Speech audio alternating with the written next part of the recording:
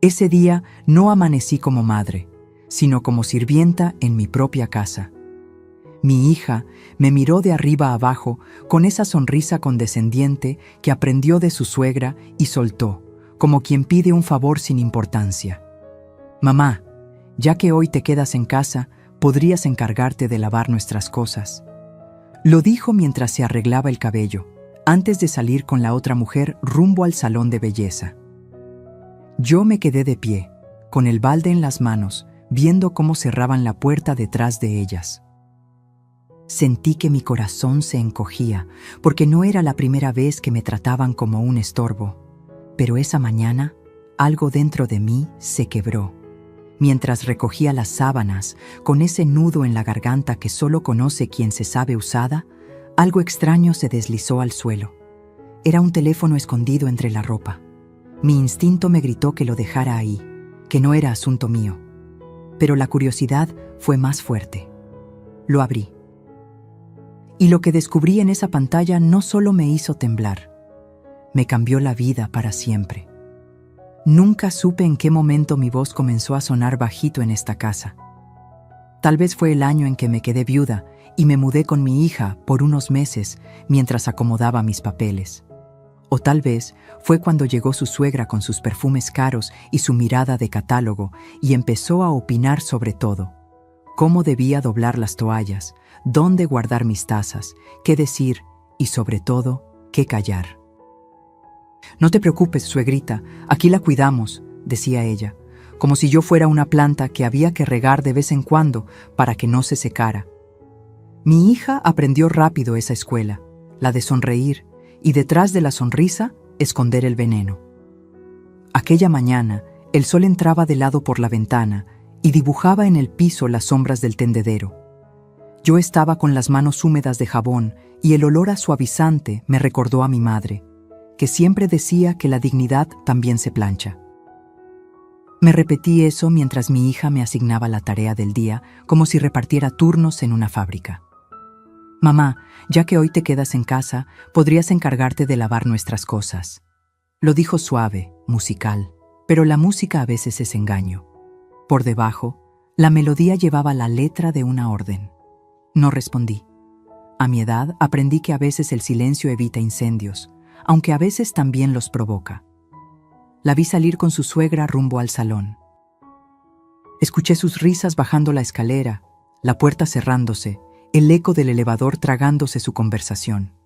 Me quedé en la cocina, con las tazas alineadas, preguntándome cuándo fue la última vez que ellas me preguntaron cómo me sentía o si necesitaba algo. Yo, que cuando mi hija era chica, vendía gelatinas afuera de la escuela para poder comprarle unos zapatos que no le lastimaran los pies. Yo, que contaba monedas para el gas y me inventaba recetas para que el frijol pareciera fiesta. ¿En qué momento me convertí en la que lava, la que cocina, la que estorba? Me puse a trabajar. Separé las sábanas, las camisetas, la ropa interior que aún olía a su perfume floral y respiré hondo para que la tristeza no se me subiera a los ojos. Fue entonces cuando escuché un golpe leve, un toc seco contra el piso. Miré hacia abajo y vi el teléfono, negro, con una mica agrietada en la esquina. No era el mío, claro. Yo todavía uso uno con letras grandes, de esos que te permiten leer sin lentes si estiras un poco el brazo. Este era más nuevo, más pesado, y tenía una funda con brillo que a mi hija le encantaba. Lo recogí como quien toma una víbora por el cuello, con el cuidado de no olvidar que muerde. Iba a dejarlo sobre la mesa, pero vibró en mi mano.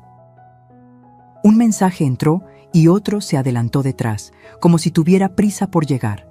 Notificaciones que parpadeaban, una conversación abierta, el nombre de la suegra arriba, con un corazón rojo al lado.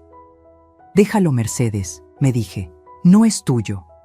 Caminé 2 pasos, pero la curiosidad es un hilo que jala del fondo. Y cuando una mujer siente que algo no encaja, no hay santo que la detenga. Deslicé el dedo. La pantalla se encendió sin pedir clave. Ahí supe que no era el celular principal de mi hija. Parecía un aparato de batalla, un escondite, un doble fondo. Leí los últimos mensajes. Al principio, palabras sueltas, papeles, firma, notario. Después, frases completas que me aflojaron las rodillas. Hay que apurarlo de la casa antes de diciembre. Que no se entere, tú dile que es un trámite del banco. Mi hermano ya habló con el señor del contrato. El corazón me retumbó en la nuca. La casa, mi casa. La que compré con 40 años de trabajo y cuentas exactas, donde cada ladrillo tiene mi nombre y el de mi difunto esposo grabado en silencio. Seguí leyendo, como quien sabe que lo que viene duele, pero igual no puede dejar de mirar. ¿Y si se pone difícil?, preguntaba mi hija. La respuesta de la suegra fue un puñal de hielo. Tú llórale tantito, dile que la quieres, que es por su bien. A tu edad la gente ya no entiende bien los papeles. Hazte la loca y ya. Sentí que me faltó el aire. Me apoyé en el fregadero y conté hasta 10 para no venirme abajo. El jabón se me resbaló de las manos y cayó con un plop sordo dentro del balde. ¿A tu edad?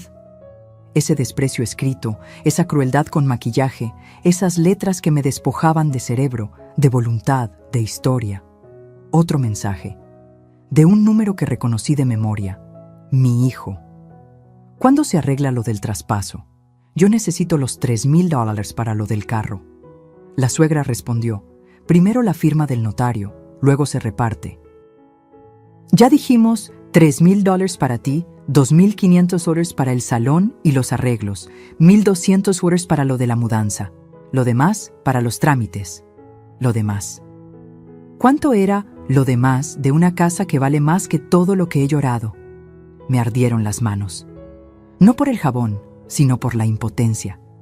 Mis propios hijos calculando mi techo con la frialdad de quien hace cuentas de supermercado. Cerré los ojos. Escuché mi respiración. No llores, Mercedes, me ordené. No frente a nadie, ni siquiera frente al jabón. Abrí el cajón donde guardo los guantes de hule. Los puse con una calma que no sentía. Mi abuela decía que cuando una mujer está por cruzar una tormenta, primero se peina. Yo, en cambio, me puse los guantes. Era mi manera de sujetar el temblor. Entonces vi la fotografía en el chat.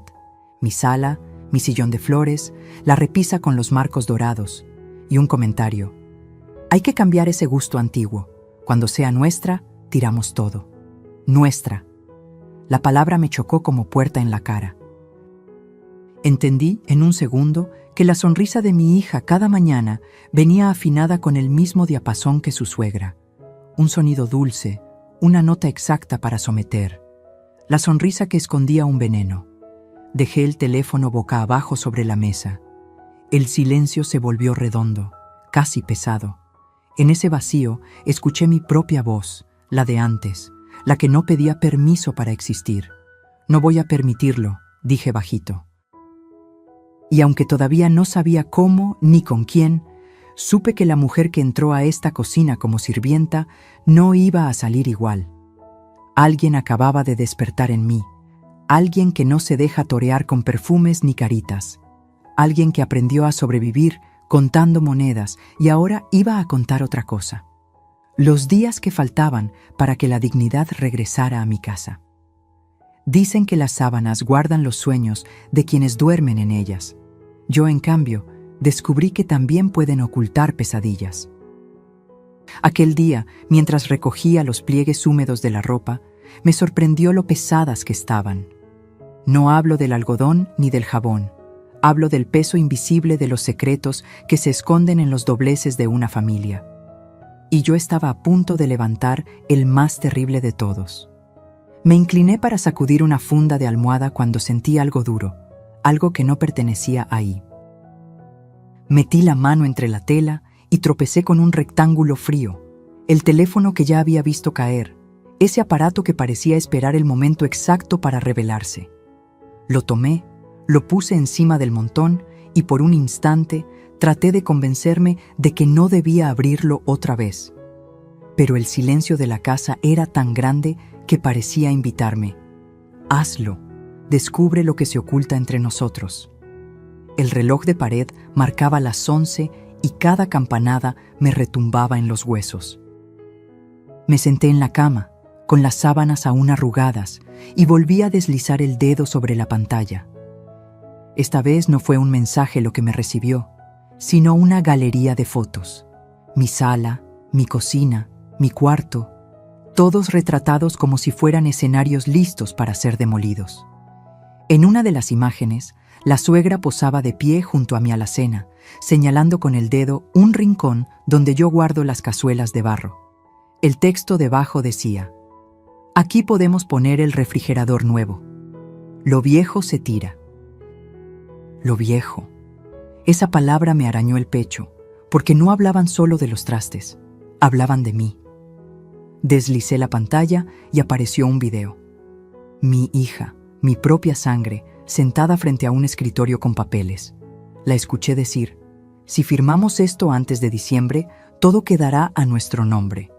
Mi mamá no se va a dar cuenta, piensa que solo es una autorización para el banco». El notario, invisible pero presente por su voz, respondió: «Con su firma basta. Ella es la dueña legítima, pero a su edad no cuestiona mucho. Usted guíela». Sentí que la cama me tragaba. No eran imaginaciones mías, era un plan estructurado, con cómplices, con pasos definidos. Y yo era la última en enterarme. El teléfono vibró de nuevo. Otro mensaje entró: «No olvides que la señora está sola. Su esposo ya no está para defenderla. Es más fácil así». Cerré los ojos. Vi el rostro de mi difunto esposo. Recordé su promesa de que jamás me faltaría nada. Llorar en ese instante habría sido una traición a su memoria, así que me contuve. El dolor no me doblegó.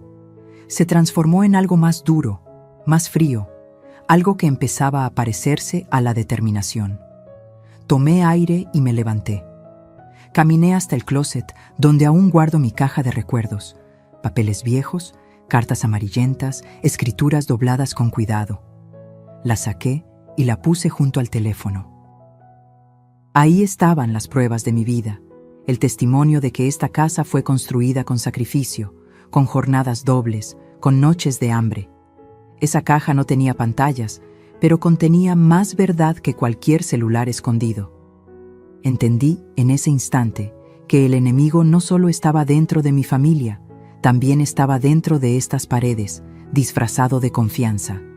El resto del día lo pasé como un fantasma.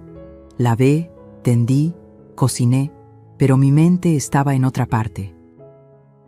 Cada vez que veía las sábanas colgando en el tendedero, me parecía escuchar susurros. Aquí se esconde la mentira, aquí está la trampa. Cuando doblé la última prenda, ya había tomado una decisión. No confrontaría de inmediato. A veces, el que grita pierde. El verdadero poder está en quien observa en silencio, en quien sabe esperar el momento exacto para mover la pieza clave. Antes de que regresaran, volví a esconder el teléfono entre las sábanas, justo donde lo había encontrado. No quería levantar sospechas. Dejé todo limpio, la comida lista, el piso brillante. La casa olía a caldo de pollo y a suavizante, como si aquí no hubiera pasado nada. Pero dentro de mí, algo había cambiado para siempre. Ya no era la mujer que se dejaba usar, sino la que había descubierto el secreto enterrado. Y esa verdad, aunque pesaba tanto como un costal de sábanas mojadas, iba a convertirse en mi arma. No sé cuánto tiempo me quedé mirando ese teléfono apagado, como si todavía pudiera escuchar en él los ecos de las palabras que me habían dejado sin aliento. Podría haberlo dejado ahí, fingir que nada pasaba, como tantas madres hacen para no perder a sus hijos. Pero algo en mí se negaba. Cuando una mujer llega a cierta edad, descubre que el silencio también mata, que tragar humillaciones es un veneno lento, y yo ya estaba cansada de envenenarme sola. Volví a encenderlo. Esta vez, abrí las conversaciones completas. Lo primero que leí fue un diálogo entre mi hija y la suegra, escrito apenas la noche anterior. Mañana le dices que lave, que se entretenga con algo, así no sospecha. Claro, mamá, ella nunca pregunta. Mientras tenga comida y ropa, cree que todo está bien. Sentí un nudo en el estómago. ¿De verdad me veían así? como una criada satisfecha con un plato de sopa y una silla en la esquina? Cerré los ojos un instante, tratando de recordar la última vez que mi hija me abrazó con amor genuino. No pude. El recuerdo más cercano era un beso apurado en la frente, más frío que los $20 que me dejaba sobre la mesa cuando se acordaba de mis gastos. Seguí leyendo, y cada mensaje era un cuchillo. No olvides sacar las joyas del cofre. Dile que las prestaste para una boda. Sí, mañana lo hago. Total, ya ni se acuerda de lo que tiene. Mis joyas, las que heredé de mi madre, las mismas que guardaba envueltas en un pañuelo bordado, con olor a naftalina y recuerdos. No eran solo piedras y metales, eran la historia de mi linaje, el único lujo que había sobrevivido a los años de trabajo y pobreza. Sentí que el suelo se me iba. Una cosa es que te usen, otra muy distinta es que te borren, pieza por pieza, como si no hubieras existido nunca. Y entonces apareció su nombre, el de mi hijo. Ese hijo que, pensé, aún podía salvarme con un poco de lealtad. La pantalla me mostró su mensaje con claridad cruel. ¿Ya consiguieron que firme? Yo necesito el dinero pronto. El carro no puede esperar. La respuesta de la suegra fue inmediata. Paciencia, mijo, todo a su tiempo. La vieja no sospecha nada. La vieja. No mamá, no señora, no doña Mercedes, solo la vieja. Tragué saliva, porque la palabra se me atoró como piedra en la garganta. Nunca imaginé que un hijo mío pudiera referirse a mí de esa manera.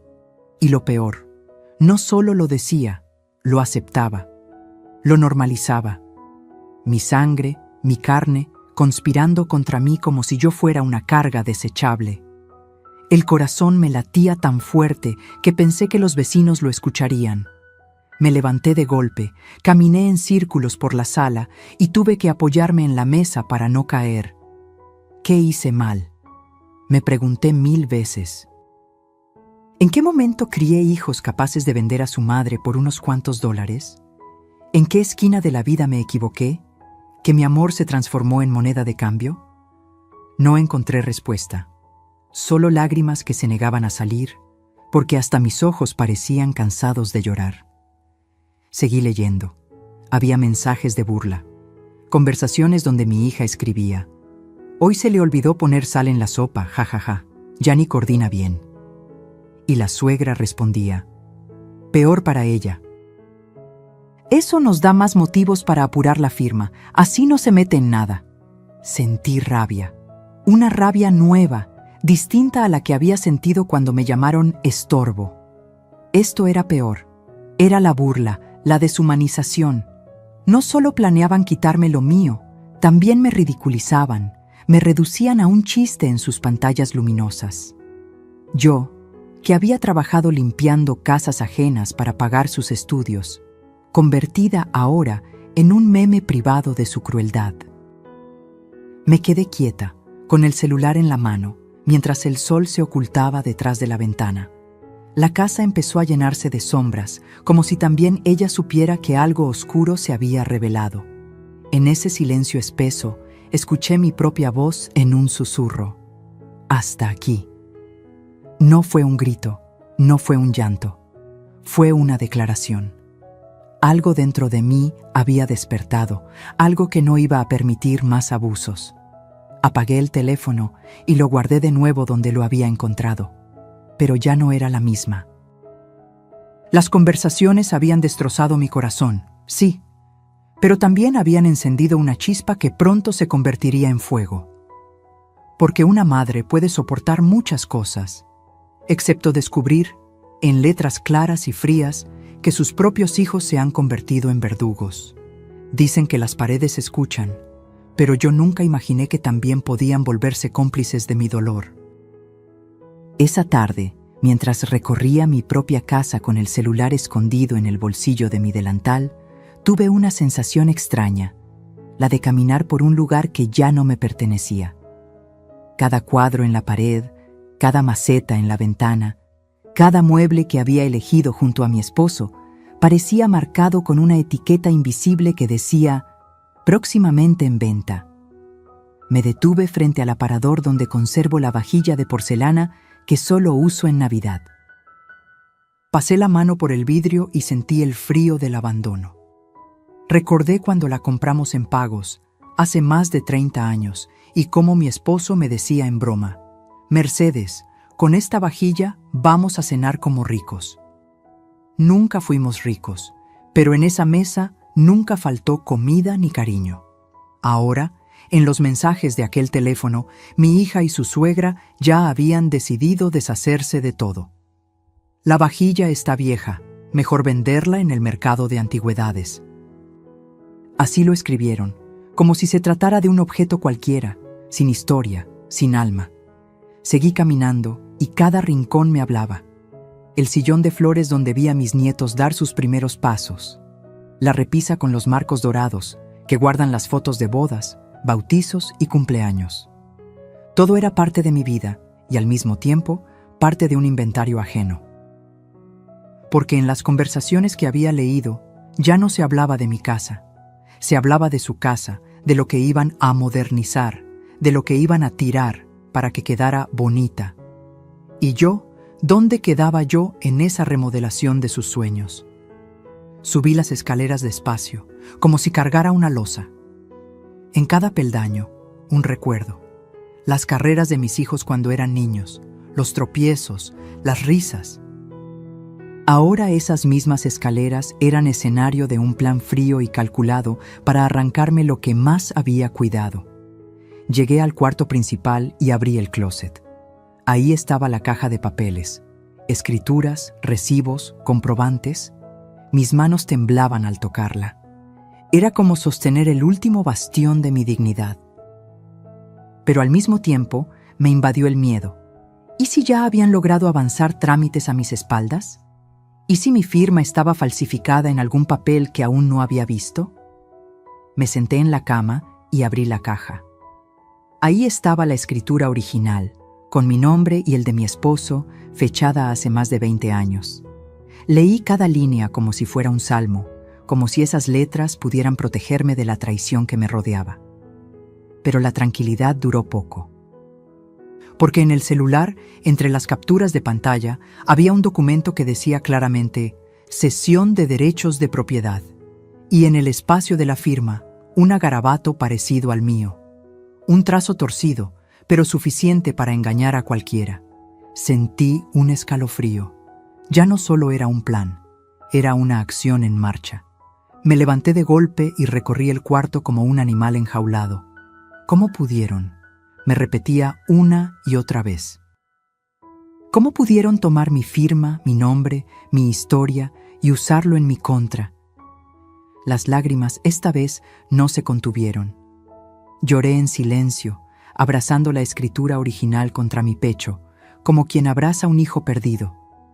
La casa olía a mi perfume de lavanda, a la madera vieja de los muebles, a los recuerdos que no caben en dólares ni en escrituras falsas. Pero al mismo tiempo olía a traición. Me miré en el espejo del armario. El reflejo me devolvió una mujer con los ojos hinchados, el cabello canoso desordenado y la respiración entrecortada. Por un momento me sentí derrotada, como si ya no tuviera fuerzas para pelear. Pero entonces recordé las palabras de mi madre. Una casa es más que paredes. Es el lugar donde decides si eres dueña de ti misma o esclava de los demás. Y esa frase encendió algo en mí. Sí, podían intentar robarme las paredes, los muebles, los papeles. Pero lo que no podían quitarme era la voluntad de luchar. Guardé la escritura en una bolsa de tela y la escondí en un sitio secreto que solo yo conocía. El teléfono volvió a su escondite entre las sábanas. Cuando terminé, me quedé de pie en medio de la habitación, respirando hondo. Afuera, los pájaros cantaban como si nada, pero yo ya no era la misma. Porque ese día, mientras caminaba por mi propia casa con el corazón roto, entendí que si no hacía algo pronto, terminaría siendo una invitada en el hogar que yo misma construí. Y con esa certeza amarga, supe que había llegado el momento de planear en silencio.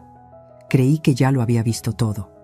Pensé que los mensajes crueles de mi hija y su suegra eran la estocada más profunda que una madre podía recibir. Pero esa tarde, cuando volví a encender el teléfono y seguí leyendo, descubrí algo que me partió en 1000 pedazos. Mi hijo también estaba metido en la traición. Al principio, pensé que eran mensajes sueltos, un malentendido. Quise convencerme de que él no sabía la magnitud de lo que estaban planeando, que tal vez solo estaba confundido, pero la realidad me cayó encima con la frialdad de un balde de agua helada. Vi su número una y otra vez, con palabras que no admitían duda. ¿Ya consiguieron que firme? Yo necesito esos $3,000 pronto. El carro no puede esperar. Y la respuesta de la suegra, implacable. Sí, mijo, tranquila, tu parte está segura. Apenas tengamos la firma, lo tuyo se liquida. Leí y releí esa conversación. El mijo de la suegra, no de mí. Ella, la otra, era quien lo llamaba con cariño, mientras a mí me convertían en la vieja que estorba. Sentí una punzada en el pecho que me obligó a sentarme, porque ahí estaba la prueba, escrita en letras negras sobre blanco brillante. Mi hijo no solo sabía, también estaba contando los dólares que saldrían de la venta de mi propia casa. Me quedé mirando la pantalla hasta que las lágrimas nublaron mis ojos. Recordé cuando él era pequeño y se enfermaba de gripa. Yo corría por las noches, aunque trabajara 2 turnos, para traerle jarabes y cobijarlo con el único suéter grueso que teníamos. Recordé cómo se colgaba de mi falda cuando tenía miedo y me decía: «Mamá, contigo nada malo me pasa». Y ahora, ese mismo niño, convertido en hombre, me vendía al mejor postor. Por $3,000, ni más ni menos. Mi amor reducido a una cifra que cabía en una pantalla. El dolor se mezcló con la rabia. Me levanté y caminé por la sala, apretando los puños. ¿De qué sirvieron las madrugadas sin dormir? Los sacrificios, los zapatos gastados, los cumpleaños sin pastel porque el dinero no alcanzaba. Todo lo había hecho para que ellos tuvieran un futuro mejor. Y ahora ese futuro lo construían a costa de destruirme a mí. El teléfono vibró otra vez. Un nuevo mensaje, esta vez de mi hija. No olviden que tenemos que hacer esto rápido. Mamá se deprime fácil y si sospecha puede arruinar todo. Y la respuesta de mi hijo fue el clavo en mi ataúd. Que firme ya. Ella siempre hace caso. Está acostumbrada a obedecer. Obedecer. Esa palabra me ardió como fuego en la piel. ¿Así me veían? ¿Como una mujer sin voz, un robot de cocina que acata órdenes sin rechistar? Sentí que me faltaba el aire. Caminé hasta la ventana y miré la calle. Los vecinos pasaban como si nada. Los niños jugaban con sus bicicletas. El panadero anunciaba su mercancía. Y yo, tras esos vidrios, estaba viviendo un derrumbe que nadie podía imaginar. Me derrumbé en la silla del comedor. No lloré, no grité. Solo me quedé ahí, con el celular en la mano, escuchando el eco de esas conversaciones que me habían arrancado hasta la última esperanza. Porque una cosa es que la vida te golpee, otra que los amigos te traicionen, pero que tus propios hijos te usen, te desprecien y se repartan lo tuyo como buitres. Eso no tiene nombre. Eso es el golpe más bajo que puede recibir una madre. Pero en medio de esa oscuridad, una chispa se encendió. Quizá porque toqué fondo, quizá porque ya no quedaba más que perder. Me miré en el reflejo del vidrio y vi a una mujer rota, sí, pero también a alguien que empezaba a despertar. Esa traición me arrancó las lágrimas, pero también me regaló una certeza. Ya no había vuelta atrás. Si ellos eran capaces de vender mi casa, yo era capaz de defenderla. Ese día lo entendí. No había peor dolor que descubrir que tu propia sangre conspira en tu contra. Pero también entendí que, a veces, la traición más amarga es la que te da la fuerza más grande. Y yo iba a necesitar toda la fuerza del mundo para lo que estaba por venir. Siempre he creído que el silencio es como un cuchillo de doble filo. Puede usarse para herir o para proteger. Durante muchos años, lo utilicé para callar mis dolores, para no incomodar, para que la paz aparente reinara en la casa, aunque por dentro me estuviera desmoronando. Pero esa tarde, después de leer todo lo que había leído, descubrí que el silencio también podía convertirse en mi mejor arma.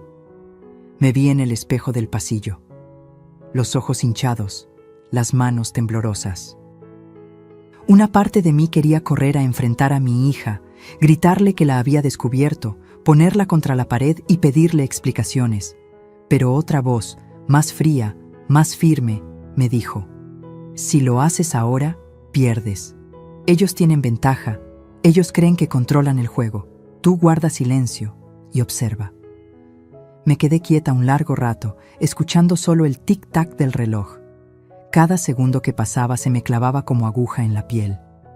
Pero aprendí a respirar hondo. Cerré los ojos y recordé cuando era niña y mi padre me enseñaba a jugar ajedrez. Él siempre decía: el que se desespera, pierde. La reina parece frágil, pero es la pieza más poderosa si sabe esperar. Yo, que tantas veces me había sentido peón en esta vida, de pronto entendí que había llegado el momento de ser reina en mi propio tablero. Esa noche, cuando regresaron del salón de belleza con las uñas pintadas y la sonrisa intacta, yo ya había decidido que no iba a dar señales de nada. Preparé la cena como siempre. Puse los platos en la mesa. Escuché sus conversaciones superficiales sobre peinados y perfumes y asentí con la cabeza como si todo estuviera bien. Por dentro, cada palabra me dolía como piedra en el estómago, pero mantuve el gesto sereno. Ellas no podían saber que yo ya lo sabía todo. Mientras servía el arroz, escuché a la suegra decir: Mercedes, usted se ve cansada, debería descansar más. Lo dijo con ese tono dulce y venenoso que usa quien quiere parecer amable. Yo sonreí levemente y respondí: sí, quizá tenga razón. Uno a veces se cansa de tanto. Y dejé la frase flotando en el aire. Nadie imaginó que en mi mente ya se estaba gestando un plan. Esa madrugada, cuando todos dormían, me levanté en silencio. Encendí una lámpara pequeña y saqué mi libreta de notas. Empecé a escribir todo lo que había visto en el celular: nombres, fechas, mensajes, cifras. Cada palabra era una bala que algún día iba a disparar. Mis manos temblaban, pero mi corazón estaba firme. Por primera vez en mucho tiempo no me sentía débil, sino alerta. Era como si los años se hubieran borrado y volviera a tener la fuerza de aquella mujer joven que luchaba con uñas y dientes para criar a sus hijos. También saqué mi caja de documentos. Revisé la escritura, los recibos de predial, los pagos de agua y luz. Todo estaba en orden. Esa era mi munición, mi escudo. Si ellos querían pelear en los tribunales, yo iba a demostrar que esta casa era mía, legal y legítimamente. Guardé todo de nuevo con cuidado, como quien acomoda armas antes de la batalla. A la mañana siguiente, actué con normalidad. Hice café, barrí el patio, saludé a los vecinos como siempre. Nadie sospechó nada. Pero dentro de mí ya no había miedo. Había estrategia. Sabía que debía aguardar, reunir pruebas, buscar aliados, moverme con cautela. Porque la peor guerra no es la que se libra a gritos, sino la que se gana en silencio. Ese día aprendí a observar con otros ojos. Escuché cada palabra de mi hija, cada comentario de la suegra, como quien escucha piezas de un rompecabezas. Y mientras ellas creían que yo seguía siendo la mujer dócil y obediente de siempre, yo estaba tejiendo mi venganza con hilos invisibles. El silencio, ese que antes me había hecho sentir pequeña, ahora era mi mejor refugio. Y yo estaba dispuesta a guardarlo hasta el día exacto en que, con una sola palabra, pudiera derrumbar todo su castillo de mentiras. Dicen que cuando uno guarda silencio, aprende a escuchar lo que antes parecía ruido. Yo lo confirmé esos días. Mientras fingía normalidad dentro de la casa, afuera empecé a notar señales que hasta entonces me habían pasado desapercibidas. Porque las paredes pueden callar, pero los vecinos, ellos siempre escuchan. Una mañana, mientras barría la banqueta con la escoba de palma, se acercó doña Cata, la vecina de toda la vida. Esa mujer de ojos vivaces, que nunca se pierde detalle, se detuvo frente a mí y dijo en voz baja: «Mercedes, ¿usted está bien? Últimamente he visto entrar a gente rara a su casa. Traen portafolios y papeles. Yo pensé que eran del banco, pero me dio mala espina». Sentí un escalofrío. Así que no eran imaginaciones mías. De verdad había movimientos extraños. Le respondí con una sonrisa apagada: «Estoy bien, doña Cata. Ya sabe, cosas de familia». Ella me miró como quien sabe que no le dices toda la verdad, pero no insistió. Solo me puso la mano en el hombro y agregó: «Nomás no se deje, comadre. A su edad, una merece descanso, no problemas». Sus palabras me acompañaron todo el día, y mientras cocinaba, comprendí que quizá no estaba tan sola como pensaba. A veces, los aliados llegan de donde menos lo esperas. Días después, otro aliado inesperado apareció. Don Ezequiel, el amigo de mi difunto esposo. Siempre ha sido reservado, un hombre de bigote grueso y sombrero de fieltro que suele pasar a saludar en las tardes. Esa vez, sin embargo, vino con el ceño fruncido. «Doña Mercedes, disculpe que me meta, pero hace poco me encontré con su hija y la señora... la suegra. Estaban preguntando por un notario que yo conozco. Me pareció raro, porque hablaban de escrituras». «¿Acaso piensa vender la casa?». El corazón me dio un vuelco.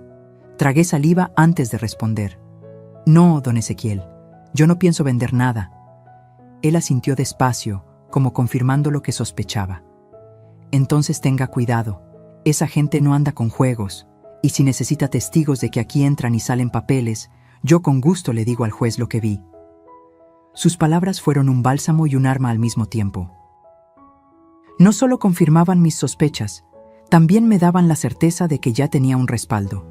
Esa misma noche, mientras todos dormían, volví a sacar mi libreta y anoté: Testigo 1, doña Cata, vecina. Testigo 2, don Ezequiel, amigo de la familia. Escribí con letra firme, como quien graba un juramento. Ya no era solo una mujer herida, empezaba a convertirme en estratega. Los días siguientes me dediqué a escuchar. Cada conversación de la suegra, cada llamada a escondidas de mi hija. Descubrí que planeaban reunirse con un supuesto comprador para mostrarle la casa. Hasta fijaron un precio: $85,000. Mi casa, reducida a una cifra fría, repartida en pláticas como si fuera mercancía. Y lo peor, ni siquiera era un precio justo, la iban a rematar por su codicia. Esa información me heló la sangre, pero también me dio fuerzas, porque entendí que el tiempo jugaba en mi contra. Si no actuaba pronto, perdería no solo las paredes, sino mi historia entera. Sin embargo, decidí no precipitarme. Seguí sonriendo por fuera, cocinando caldo y planchando camisas, mientras por dentro tejía mi red de aliados y pruebas. Una tarde, mientras tendía la ropa, escuché a la suegra hablar por teléfono en el patio. No se dio cuenta de que yo estaba cerca, dijo con claridad. «Ya casi está todo. La señora ni cuenta se da. Pronto tendremos la firma y la sacamos de la casa sin que pueda alegar nada». No sé cómo logré mantenerme erguida. Seguí colgando ropa como si nada, pero por dentro sentí que esa frase era la confirmación que necesitaba. Ellos estaban seguros de que yo era débil, de que mi silencio era ignorancia, pero no sabían que ese silencio era mi estrategia y que ya tenía ojos y oídos que me ayudaban. Cuando cayó la noche, miré al cielo desde el patio.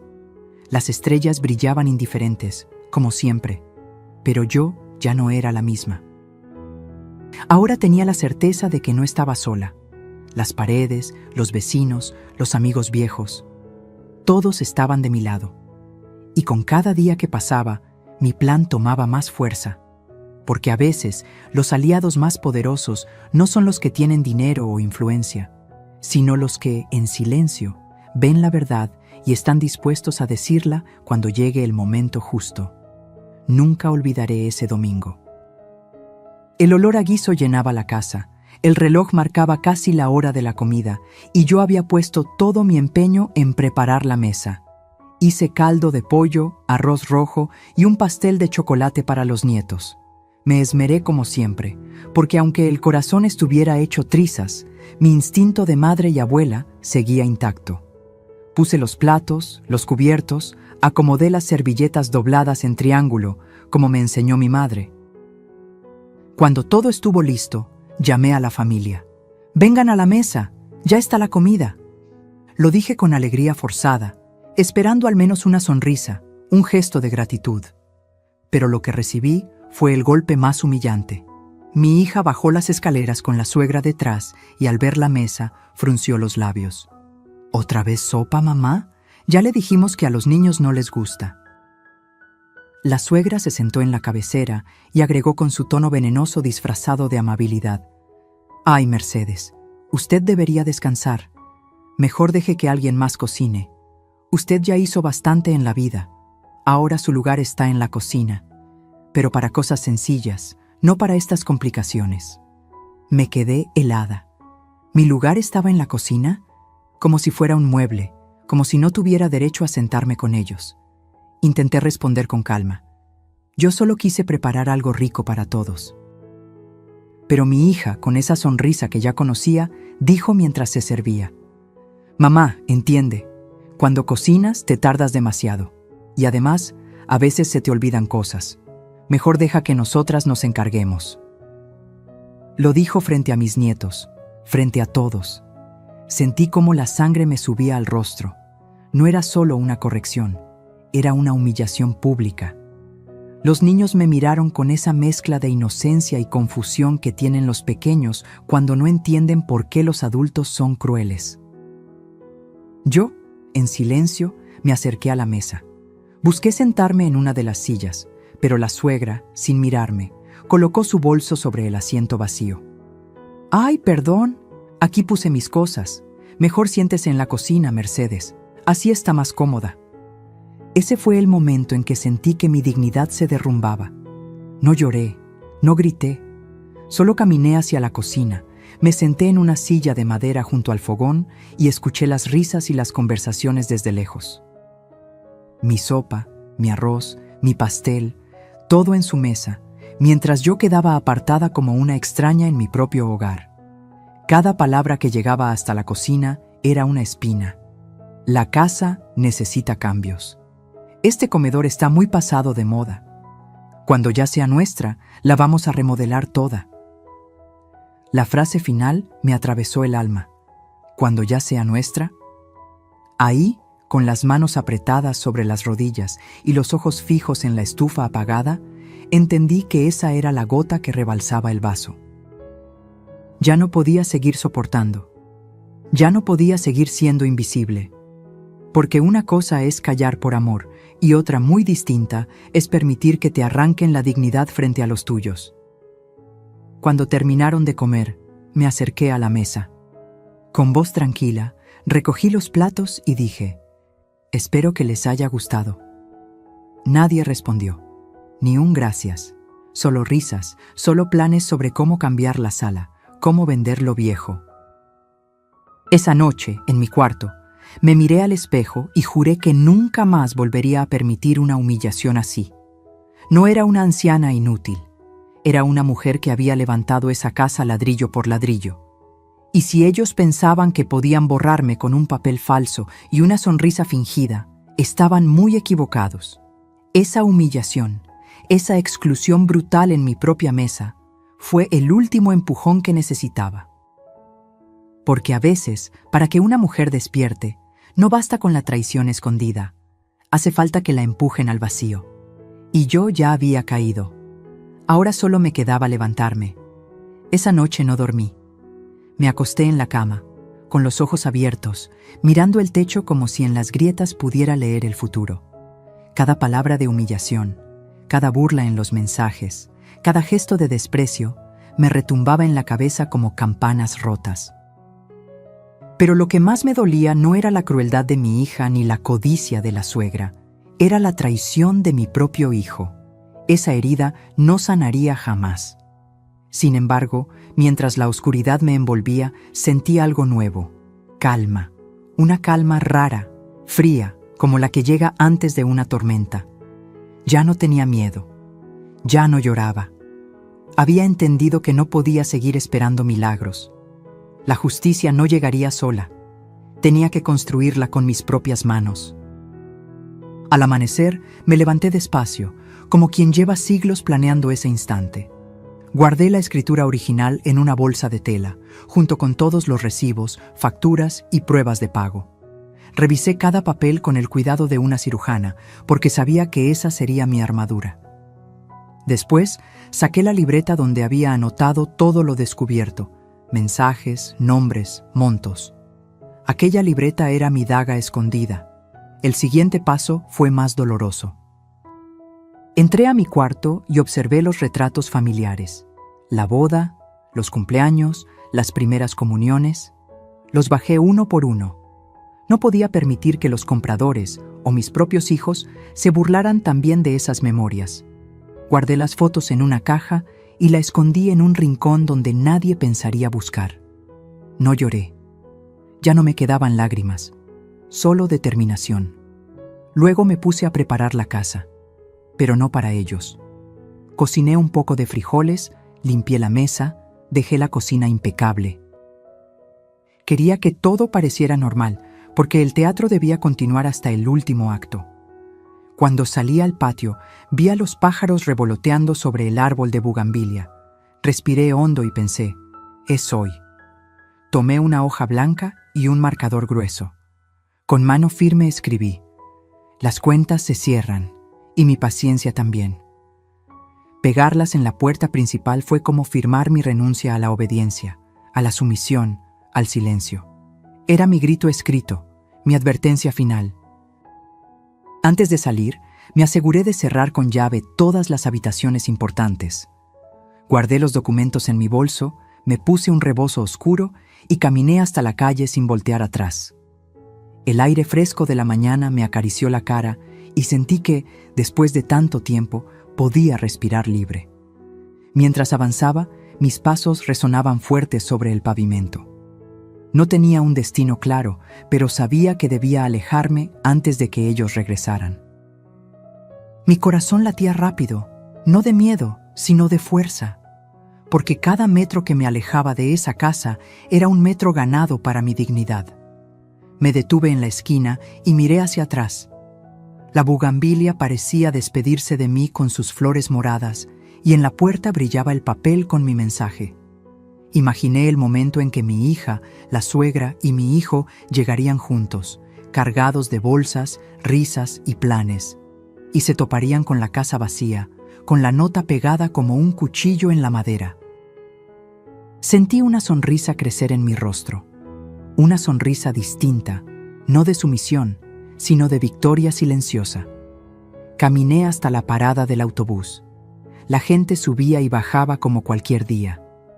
Nadie sabía que esa mujer con rebozo, de cabello canoso y pasos firmes, acababa de iniciar su revolución personal. Nadie imaginaba que dentro de ese bolso llevaba la prueba de toda una vida, la llave para recuperar no solo mi casa, sino mi respeto.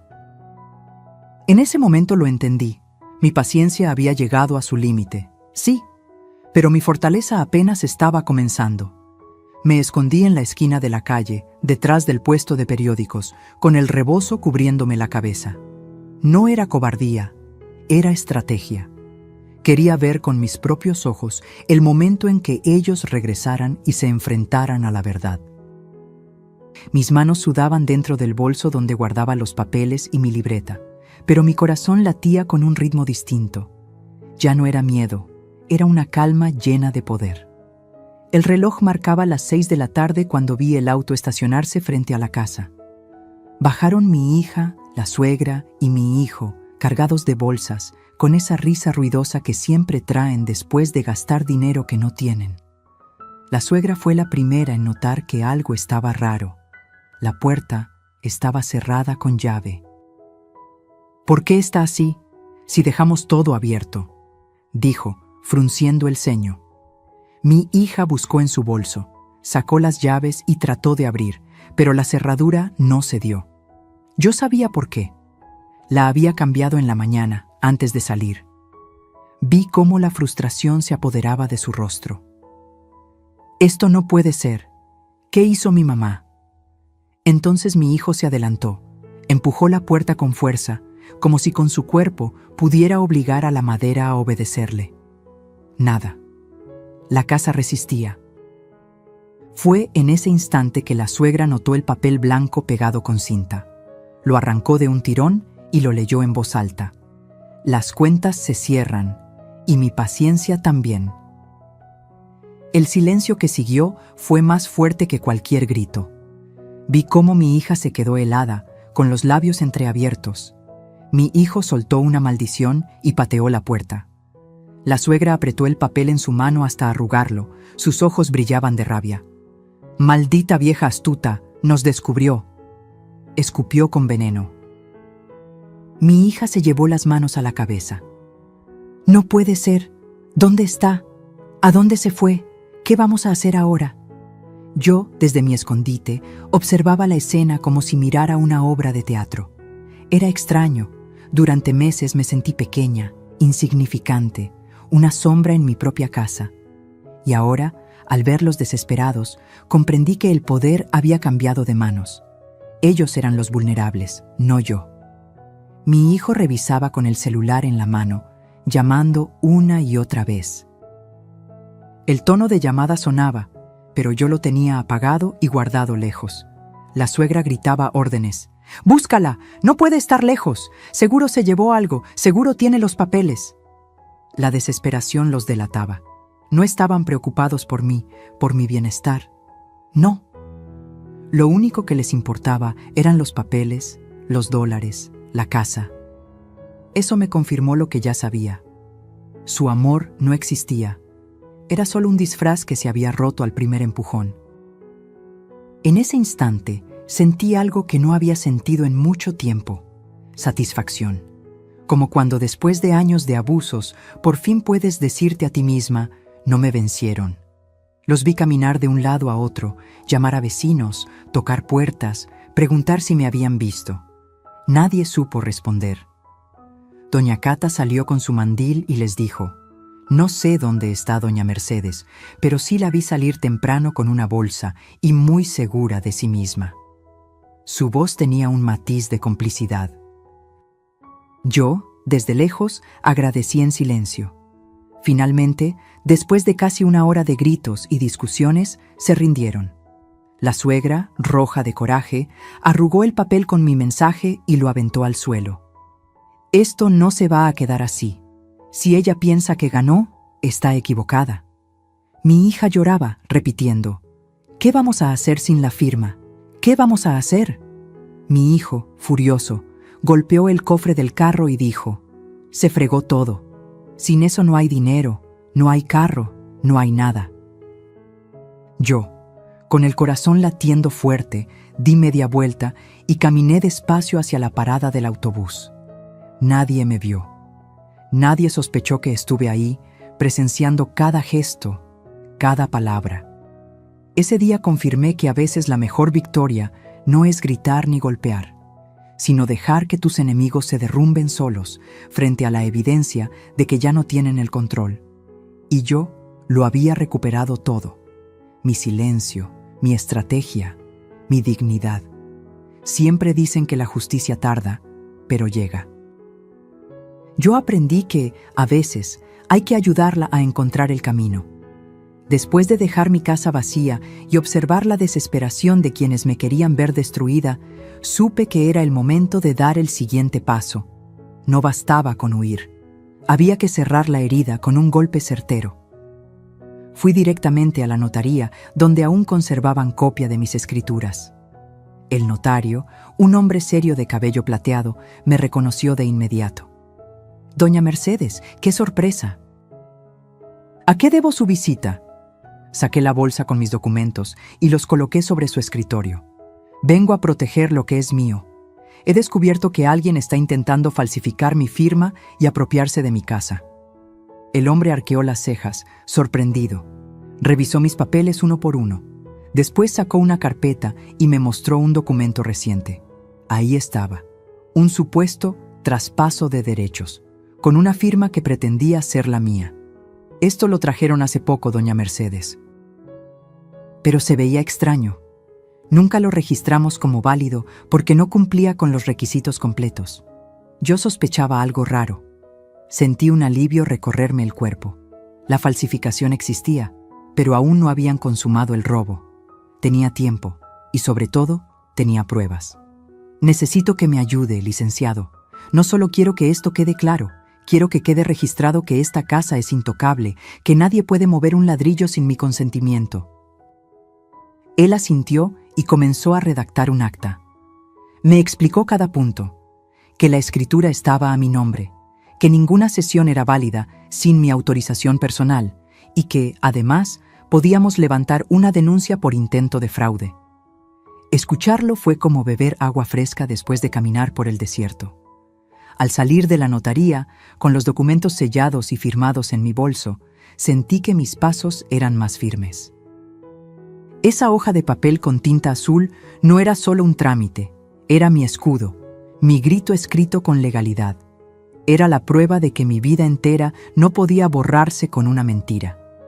Los días siguientes fueron un torbellino. Recibí llamadas de mi hija, de mi hijo, incluso de la suegra. No contesté ninguna. Sabía que su desesperación crecía. Finalmente, se presentaron en la notaría, exigiendo que se reconociera su traspaso. El notario, con toda la calma del mundo, les mostró el acta que había firmado conmigo. Me contaron después que la rabia de la suegra fue tal que salió gritando del lugar como fiera herida.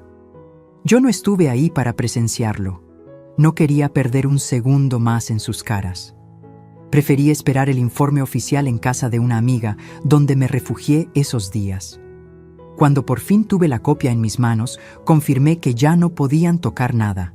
La casa estaba protegida, blindada contra cualquier intento. Pero no me detuve ahí. Con ayuda de un abogado recomendado por don Ezequiel, presenté una denuncia formal por intento de fraude. Adjunté capturas de pantalla de los mensajes que había leído en el celular, la libreta con mis anotaciones y el documento falso con la firma torcida. El abogado sonrió al ver la carpeta. Tiene todo, doña Mercedes. No solo vamos a defender su propiedad, también vamos a demostrar que la quisieron engañar. Esa noche dormí tranquila por primera vez en meses. No porque el peligro hubiera desaparecido del todo, sino porque ahora yo llevaba las riendas. Ellos pensaban que mi silencio era debilidad, pero nunca imaginaron que lo estaba usando para reunir pruebas y esperar el golpe exacto. Los días pasaron y la tensión creció. Mis hijos y la suegra empezaron a recibir citaciones. Yo, desde mi refugio, escuchaba cómo corrían de un lado a otro, tratando de justificar lo injustificable. Los mismos que me llamaban vieja inútil ahora temblaban frente a la ley. Cuando finalmente volví a mi casa, entré con la frente en alto. La bugambilia del patio seguía florecida, como si nada hubiera pasado. Coloqué la escritura en su lugar y me senté en la sala. Miré a mi alrededor y sentí una paz que hacía mucho no conocía. Esa casa, mi casa, seguía siendo mía. Y lo mejor, ellos lo sabían. Porque la justicia no siempre llega con sirenas ni con jueces de toga. A veces llega con un sello azul, con un acta firmada, con la certeza de que, aunque intenten borrarte, siempre tendrás la última palabra. Me siento en esta sala, con la luz del atardecer entrando por las cortinas, y pienso en todo lo que pasó. Miro las paredes, los muebles, las fotos que volví a colocar en su sitio. Todo parece igual, pero nada lo es. Yo tampoco soy la misma.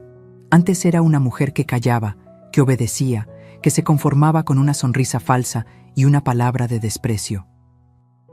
Hoy, en cambio, sé que mi silencio ya no será sumisión, sino elección. Mis hijos no me visitan. La suegra tampoco se ha atrevido a pisar esta casa desde el día en que recibieron la citación del juez. A veces escucho rumores de que andan enredados con abogados, tratando de limpiar su nombre. Yo no guardo rencor, pero tampoco olvido. Porque el olvido es un lujo que no puedo darme. Si olvido, corro el riesgo de volver a caer en las mismas trampas. Hubo noches en que lloré, preguntándome en qué momento mis propios hijos se convirtieron en verdugos. ¿Fue mi exceso de amor lo que los malacostumbró? ¿Fue mi silencio lo que los hizo creer que podían pisotearme? Nunca tendré esas respuestas. Lo único cierto es que el veneno que corría por sus venas no nació de mí, sino de sus propias decisiones. Y yo, por primera vez, entendí que no todo lo que viene de la sangre merece ser llamado familia. Hoy, cuando me encuentro con doña Cata en la banqueta, me sonríe y me dice: «Comadre, qué bueno verla tranquila. Usted se ve más fuerte que nunca». Y yo le respondo con una frase que ahora repito como mantra: «No hay fuerza más grande que la de una madre cuando deja de callar». Aprendí que la dignidad no se negocia, que ninguna casa, ningún dólar, ninguna herencia vale más que la paz interior de saber que uno se defendió a tiempo. Si yo hubiera seguido callando, hoy sería una extraña expulsada de su propio hogar. Pero tuve el valor de poner un límite, aunque doliera, aunque significara perder la ilusión de tener a mis hijos cerca. A veces pienso en ellos. Me duele saber que eligieron la codicia sobre el amor, que vendieron su lealtad por $3,000 y un carro viejo. Me duele, sí, pero también me libera, porque entendí que yo ya no puedo cargar con las decisiones ajenas. Cada quien escribe su historia, y la mía ya no la escribirán con mentiras ni con firmas falsificadas. Me gusta sentarme en el patio, bajo la bugambilia, con un café caliente entre las manos. Ahí reflexiono sobre lo que pasó y sobre la vida misma. Entendí que la justicia no siempre llega con castigos espectaculares. A veces, la verdadera justicia es ver cómo quienes te traicionaron se quedan con las manos vacías, con la vergüenza tatuada en el rostro. Yo no necesité gritar ni vengarme con violencia, solo necesité paciencia, pruebas y la firmeza de no rendirme. Quiero dejar algo claro por si alguien escucha esta historia. La sangre no siempre garantiza amor. Lo que realmente construye una familia son los actos, los cuidados, el respeto mutuo. Una madre puede dar todo, pero cuando descubre que ese todo la está matando en vida, tiene el derecho y la obligación consigo misma de decir basta. Mis hijos aprenderán su lección, tarde o temprano. Tal vez con la ley encima, tal vez con el peso de su propia conciencia. Porque la vida siempre cobra, y no hay deuda más cara que la traición a una madre. Yo no necesito castigarlos. El castigo ya lo llevan dentro. Saben que me perdieron, que su codicia les arrebató lo más valioso que tenían. Yo, en cambio, gané algo que no tiene precio. Recuperé mi voz, y mientras me quede un aliento de vida, esa voz no volverá a callar. Porque una madre que se levanta después de ser traicionada ya no es una víctima, es una guerrera. Y yo, Mercedes, a mis más de 60 años, finalmente aprendí a hacerlo.